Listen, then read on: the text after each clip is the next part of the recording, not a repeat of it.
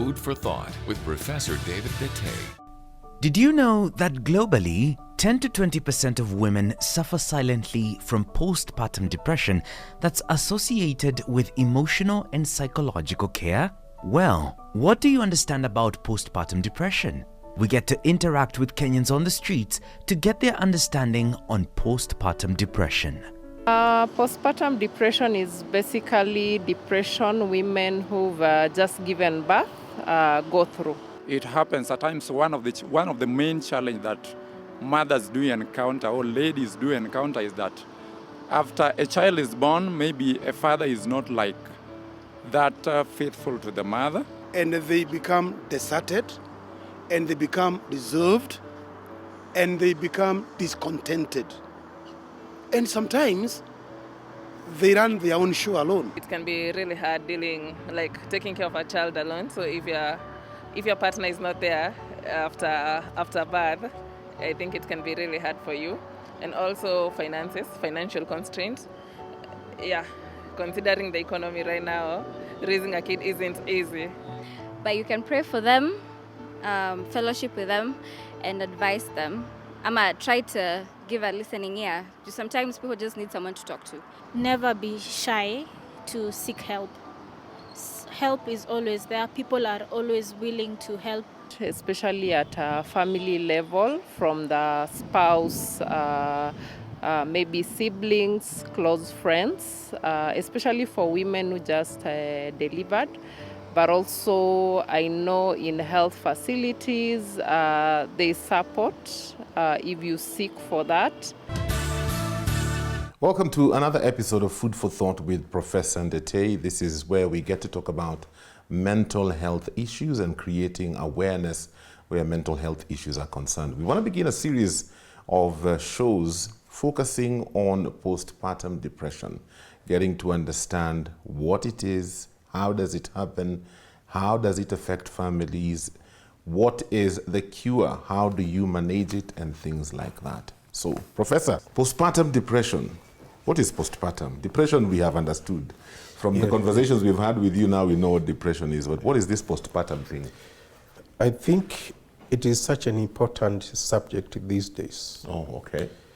So important because it touches on very many lives. It touches the life of the mother. It touches on the life of the family. Yes. It touches on the long-term life of the baby who has just been born. Okay. So it is a very critical subject. And basically, postpartum depression or psychosis is just exactly what the word says. Post means after. Partum means delivery. And depression is what we have been talking about. Post, after, partum, delivery, depression occurring in the postpartum period. The period which is called postpartum varies considerably. Yeah. The different aspects occurring almost immediately, maybe within 1 month, maybe within 6 months, that they don't have to occur immediately it has happened. Okay. It can occur up to 6 months for the first time. And sometimes people have said it can go up to 1 year, 12 months. So it's important for the viewers to know that a lady, a mother, they don't have to develop this. It's not a definition that they developed immediately. They developed immediately or within 3 months or within 6 months. It can go for a long time, up to about 12 days. And these periods are not scientifically defined. They are defined through consensus. Where consensus is, experts in the area agree from their own clinical observations, not by doing any kind of test. They agree on observations that nearly all of them occur within this range of time. Are there different types of Yes, there will postpartum be depression? different types, and these types are defined on the basis of severity and how they seem to be kind of normal, as it were. Okay. All of us get headache. Yeah? And getting a headache is a normal thing, because, as it were, a normal thing. Yeah. Of course, I don't say you ignore it, but we all know we will take it, and maybe if you take a Panadol, that will be okay. Or you can even say it's normal from time to time for a person to get, say, allergy. I get allergic and I have this problem. I'm not saying I ignore it, and I'm not telling anybody should ignore it, but we know these things are common. So, if we can take that analogy to our discussion, we can talk about maternity blues. And maternity blues is so common. Yeah. The mother you are seeing may be suffering from maternity blues. Yeah. Which was very common, as far as I can remember. It was so common, as common cold.